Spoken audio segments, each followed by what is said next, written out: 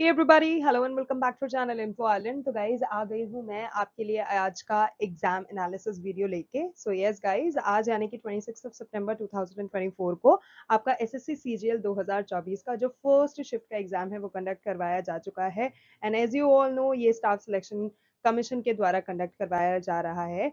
जल्दी से बता दो किस किस ने एसएससी का पेपर दिया है आज का। अगर दिया है कमेंट सेक्शन में जरूर से बता देना। और यस, जस्ट इन केस अगर मैं कुछ भूल जाऊं, अगर कुछ मिस आउट हो जाता है तो उसको भी प्लीज कमेंट सेक्शन में शेयर कर देना, so that we can spread it all to all the candidates. Okay, तो जल्दी से बिना किसी देरी के वीडियो को शुरू कर लेते हैं। और यस, देख लेते हैं कि किस तरह के जीके जीएस के क्वेश्चंस आज यानी कि आपके 26 सितंबर के फर्स्ट शिफ्ट के पेपर में पूछे गए थे। वर दे टफ, वर दे इजी, या फिर एग्जाम का जो लेवल था it was kind of moderate kind of examination. अगर चैनल पे नए हो, चैनल को अभी तक सब्सक्राइब नहीं करा है तो दिस इज योर फॉल्ट। जल्दी से जाओ चैनल को सब्सक्राइब कर लो विदाउट अ मिस। और जो नोटिफिकेशन बेल आइकन है उसको भी हिट कर देना, because that is the only thing जब ही तुम्हें नोटिफिकेशन मिलेगा जब उसको तुम हिट कर दोगे। ठीक है, तो जब भी हम किसी इन्फॉर्मेटिव वीडियो के साथ अपने चैनल पर आएंगे आपको उसका नोटिफिकेशन तुरंत से मिल जाएगा, अगर आपने वो नोटिफिकेशन बेल आइकन हिट कर रखा होगा, only and only in that case. Okay, so that is much for the information side. Now let's begin and look for all of those important GKGS के questions जो कि आज यानी कि 26 सितंबर के आपके एसएससी सीजीएल के फर्स्ट शिफ्ट के पेपर में पूछे गए हैं। So yeah, let's begin and look for the questions. So guys, number 1 आपका एक जो क्वेश्चन पूछा गया था, इसमें काफी सारे बच्चे कंफ्यूज हुए हैं, 100% कंफ्यूज हुए हैं, क्योंकि मुझे काफी बच्चों ने अप्रोच करा विद सेइंग कि नहीं यार, ये तो सरोजनी नायडू होना चाहिए था। So let me just clear that up thing for you.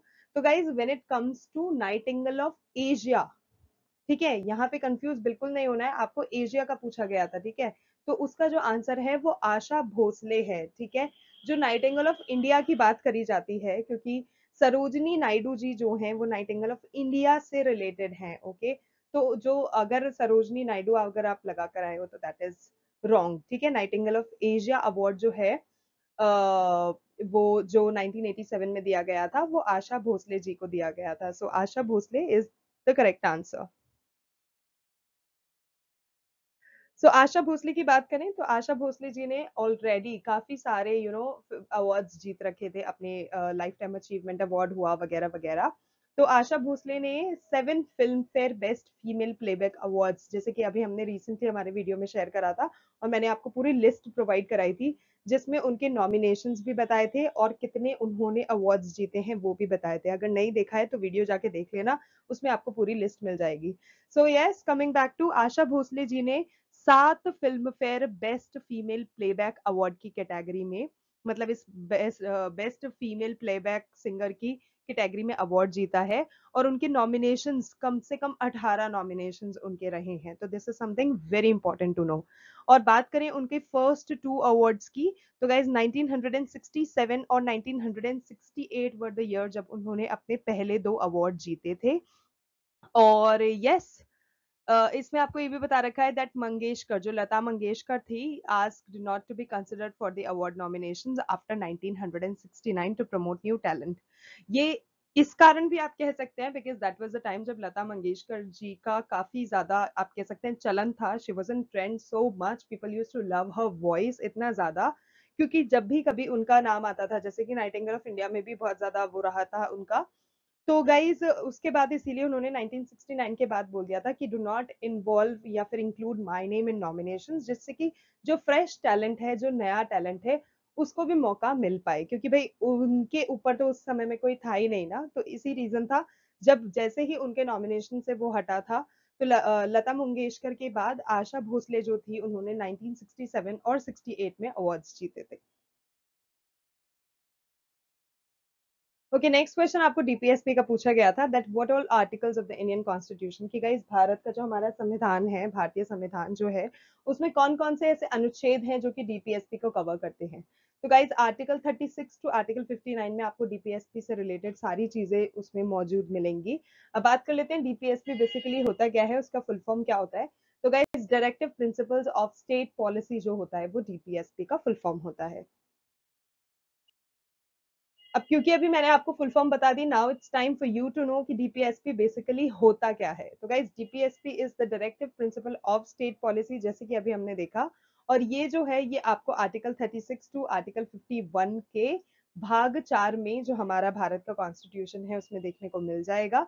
These concepts, मतलब डीपीएसपी के जो कॉन्सेप्ट होते हैं, उनका एम होता है to create a welfare state in India and ensure social and economic justice for all citizen. मतलब जितने भी भारत के जो नागरिक है ना, उनके साथ सोशली और इकोनॉमिकली जस्टिस हो, हर सेक्टर में, हर रीजन में, हर एरिया में। ठीक है। ये जो चीज है, this is inspired by the Spanish and Irish constitution. तो हमारे इंडियन कॉन्स्टिट्यूशन में ये चीज आयरिश और स्पेनिश इंस्टीट्यूशन, सॉरी, कॉन्स्टिट्यूशन से ली गई है।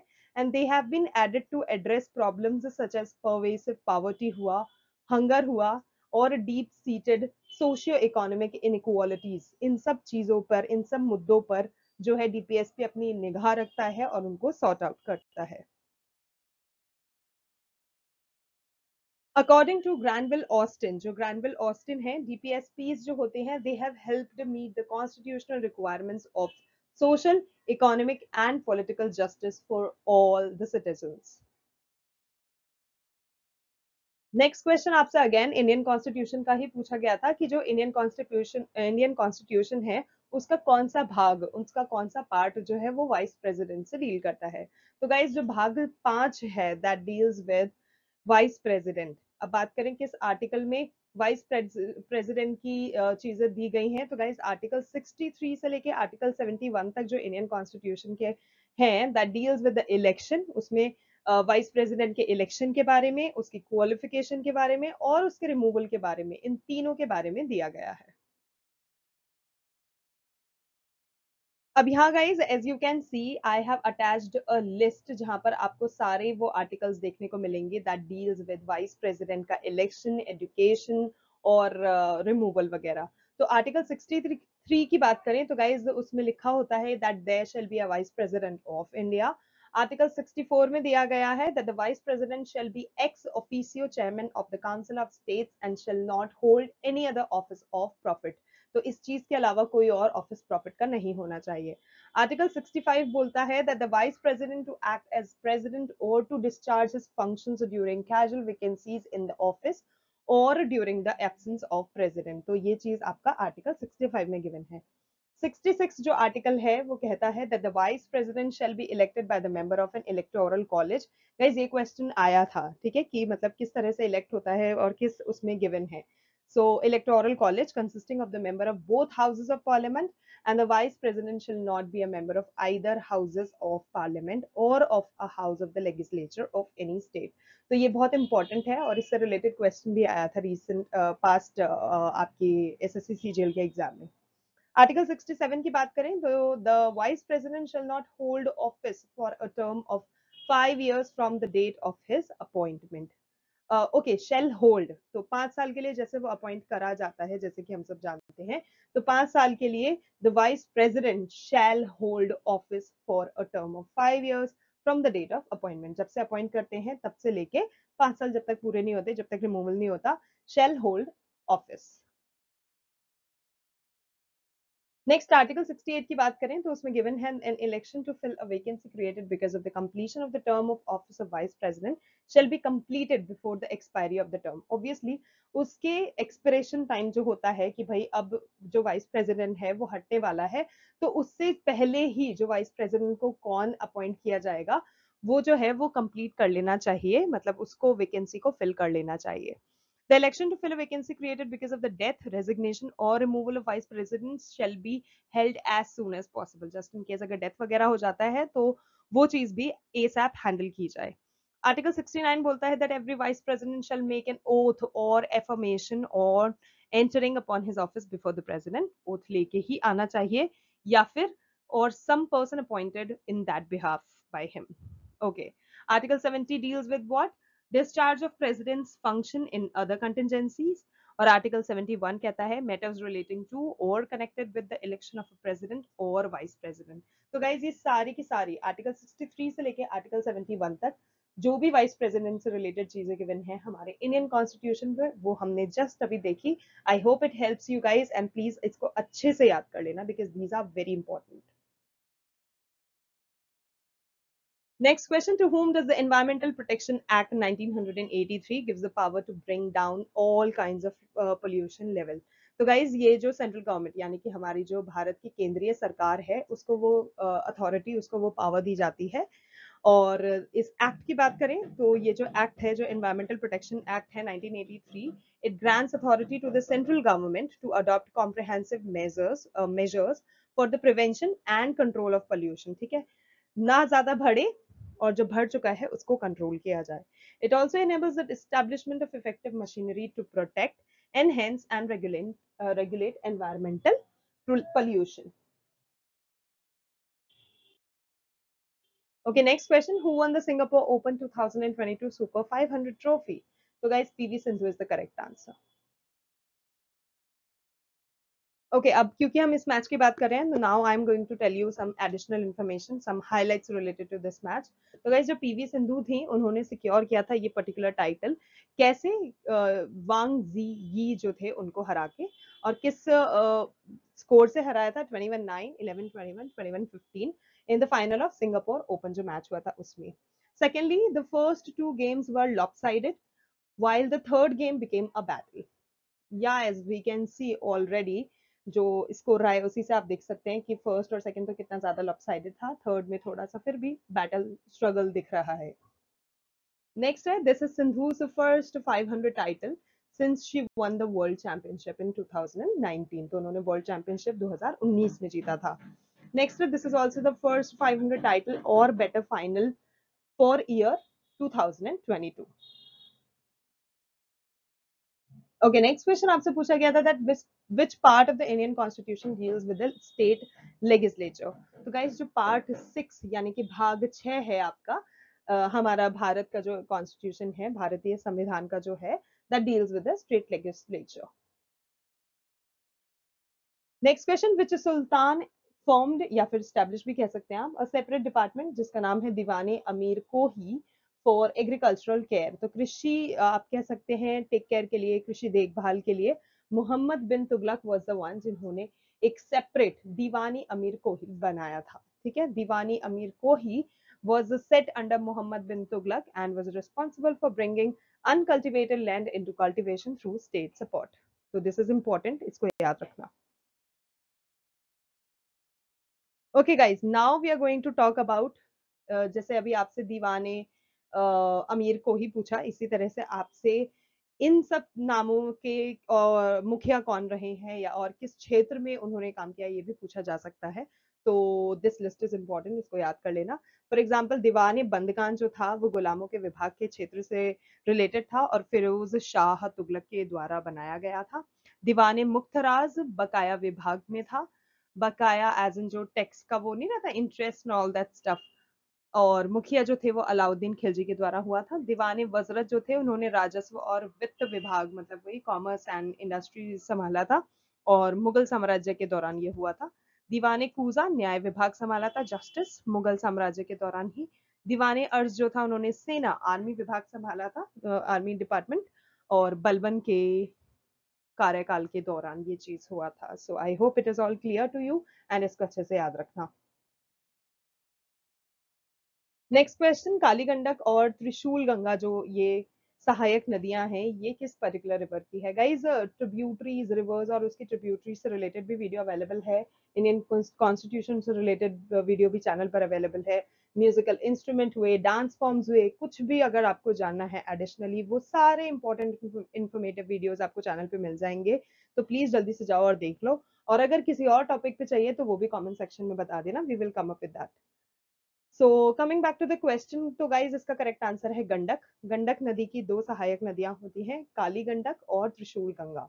ठीक है, और ओके यस, और ये कहाँ से राइज होती है? तो guys it rise in the Nepal Himalayas between the Dhaulagiri and mount Everest, और उसके बाद फिर वो ड्रेन हो जाती है सेंट्रल पार्ट ऑफ नेपाल में जाके. उसके बाद वो गंगा में जाके मिल जाती है. It enters the Ganga plain in Champaran. अगर आपसे पूछा जाता है कि वो कहाँ जाके गंगा में मिलती है, तो guys Champaran district of Bihar is the correct answer and join the Ganga at Sonpur near Patna. ठीक है, वहां से उसने फिर आगे बढ़ के गंगा को सोनपुर जो कि पटना के पास में है वहां पर भी ज्वाइन कर लेती है। सो दिस इज इंपॉर्टेंट, अच्छे से याद रखना। Okay, next question. How many times is the rice crop harvested in a year in West Bengal? तो guys इसका करेक्ट आंसर है 3 times। और वेस्ट बंगाल ही एक ऐसा स्टेट है जहां पर 3 पैडी क्रॉप्स जो होती है वो ग्रोन होती हैं, जिनके नाम है औस, अमन एंड बोरो। तो गाइज ये तीनों इंपॉर्टेंट है, याद रखना। Now because we are talking about rice की प्रोडक्शन की, तो गाइज कुछ राइस ग्रोइंग रीजन्स में आपको बताने वाली हूँ। तो राइस ग्रोइंग एरियाज जो हमारे कंट्री में हैं वो मतलब 5 उसमें डिवाइड करे गए हैं, जिसमें नॉर्थ ईस्टर्न ईस्टर्न रीजन जो है they are mostly suitable for the cultivation of all 3 crops of paddy, चाहे वो बोरो हो, ऑस हो या अमन हो। ठीक है, वो तीनों ही क्रॉप्स के लिए अच्छा है। अब आपको वो रीजन्स के बारे में थोड़ा सा जान लेना चाहिए। तो फर्स्ट जो नॉर्थ ईस्टर्न रीजन होता है, this region comprises of Assam and north eastern states. Assam में जो राइस ग्रो किया जाता है that is grown in the basin of Brahmaputra river, वहां पर उसको उगाया जाता है। और ये जो रीजन है ये बहुत ही हैवी रेनफॉल को रिसीव करता है, और rice is grown under rain fade conditions में ही राइस ग्रो करे जाते हैं, क्योंकि हैवी रेनफॉल को फेस करना पड़ता है इस रीजन को। Next we are going to be talking about eastern region. Eastern region में आपके आ गए Bihar, Chhattisgarh, Jharkhand, Madhya Pradesh, Odisha, eastern Uttar Pradesh and West Bengal. ठीक है, ये ईस्टर्न रीजन में आ गए। और इस रीजन में जो राइस होता है वो आपका गंगा नदी जो है और महानदी रिवर्स जो है वहां के बेसन पर उगाया जाता है। It has the highest intensity of rice cultivation in the country. ये जो रीजन है it receives heavy rainfall, again यहाँ पर भी बहुत तेज वर्षा होती है, और जो राइस जो होता है वो अगेन रेनफेड कंडीशंस में ही उगता है। ओके, नेक्स्ट इज आपका नॉर्दर्न रीजन। नॉर्दर्न रीजन की बात करें तो नॉर्दर्न रीजन में आपका आ गया Haryana, Punjab, western Uttar Pradesh, Uttarakhand, Himachal Pradesh and Jammu and Kashmir. और इस रीजन की बात करें तो यहाँ पर थोड़ा सा कम विंटर टेम्परेचर रहता है, और सिंगल क्रॉप जो होती है राइस की जो कि मई जुलाई से लेके सितंबर से दिसंबर तक यहाँ पर उगाई जाती है। अगला बात करते हैं वेस्टर्न रीजन की। तो वेस्टर्न रीजन में आ गए आपके गुजरात, महाराष्ट्र और राजस्थान। और यहाँ पर राइस जो होता है सबसे ज्यादा मात्रा में उगाया जाता है, सबसे ज्यादा rice is largely grown under rain fade conditions, जहाँ पे जून और अगस्त से लेके अक्टूबर से दिसंबर तक यहाँ पर राइस को उगाया जाता है। अब इसके अलावा जैसे अभी हमने आपको बताया 3 तरह की जो क्रॉप्स होती हैं, आउस, अमन और Boro, they are a variety of rice crops. और जैसे कि कुछ स्टेट्स हैं जैसे कि like Assam, West Bengal and Odisha, 3 crops of paddy are grown in a year. तो यहाँ पर वो तीनों तरह की क्रॉप्स उगाई जाती हैं। आउस जो है that is sown in summer along with pre-monsoonal rains and harvested in autumns, इसीलिए उसको आउस राइस बोला जाता है। ठीक है, I hope it all is very much clear to you guys. अगर फिर भी कुछ है तो please read it again, this is very important. Okay, southern region रह गया था, तो सदर्न रीजन की अब हम बात कर लेते हैं। सदर्न रीजन में आपका आ गया आंध्र प्रदेश, कर्नाटका, केरला और तमिलनाडु। और यहाँ पर जो राइस उगाया जाता है that is mainly grown in deltaic tracts of Godavari, Krishna और कावेरी जो नदी है उनके। और जो नॉल डेल्टेक रेनफेड एरियाज हैं तमिलनाडु और आंध्र प्रदेश के, वहां पे उगाया जाता है। और यस, यहाँ पे इरिगेटेड कंडीशंस होती है डेल्टेक ट्रैक्ट्स होने के कारण, तो राइस वहां उगाया जाता है। Okay, next question, seasonal unemployment जो होता है that can be seen in which areas. तो गाइस सीजनल अनएम्प्लॉयमेंट जो होता है that occurs in certain sectors, जहां पर डिमांड जो होती है ना पर्टिकुलर गुड्स की या पर्टिकुलर सर्विस की वो कम हो जाती है during parts of the year. For example साल के 12 महीने में से अगर कुछ महीने उस चीज की डिमांड है, कुछ महीने नहीं है, तो जिस महीने नहीं है उस महीने वो लोग क्या होते हैं, सीजनली अनएम्प्लॉयड होते हैं। एग्जाम्पल्स के तौर पे हम बात कर सकते हैं, टूरिज्म को देख सकते हैं आप, टूरिज्म हो गया, हॉलीडे जॉब्स हो गया, और agriculture. Guys agriculture tops the chart. ठीक है, तो एग्रीकल्चर अगर ऑप्शन में होगा तो agriculture is the correct answer. अब जैसे कि मैंने आपको बताया सीजनल अनएम्प्लॉयमेंट जो होती है दैट डिस्क्राइब्स अ सिचुएशन, मतलब एक ऐसी सिचुएशन जहां पे जो वर्कर्स होते हैं they are unemployed at a certain time of the year, जब डिमांड जो होती है वो कम हो चुकी है, demand has decreased for the goods and the services. Next question आपसे पूछा गया था कि जो बॉल क्लाइन होता है, this is related to which sport? तो गाइस कबड्डी में इस पर्टिकुलर चीज का टर्म का नाम यूज किया जाता है। Where is Lokranjan festival celebrated? तो गाइस लोकरंजन फेस्टिवल सेलिब्रेट जो है लोकरंजन फेस्टिवल जो है ये खजुराहो मध्य प्रदेश में सेलिब्रेट किया जाता है। और गाइस जो खजुराहो है, you should really know and visit this place. This is very, I mean, full of culture and full of heritage. And yes, UNESCO का उसमें भी नाम इसका शामिल है। तो खजुराहो जो है, that is an ancient town of Chandel dynasty and is famous for its architecture and sculpture all over the world. इसके जो स्कल्पचर्स हैं, इसके जो आर्किटेक्चर हैं, ये all over the world famous है। अब बात करें लोकरंजन की, जो कि यहाँ पर एक्सट्रीमली पॉपुलर फेस्टिवल है। तो गाइज ये जो है ये एक ट्राइबल डांस फॉर्म है, एक ट्राइबल डांस फेस्टिवल है जो कि खजुराहो मध्य प्रदेश में मनाया जाता है। और ये जो फेस्टिवल है ये आदिवासी जो लोक कला अकेडमी होता है उसके थ्रू ऑर्गेनाइज कराया जाता है। और लोकरंजन जो है that is organized during 8 to 12, मतलब 8 से 12 दिसंबर हर साल इसको मनाया जाता है। और जो अकेडमी होती है जो इसको organize करती है, that organize this particular festival on the behalf of the Madhya Pradesh Tourism Development Corporation, which is the MPTDC। और ये जो फेस्टिवल है, this is an example of excellent efforts from the government to preserve Indian culture and Indian art forms।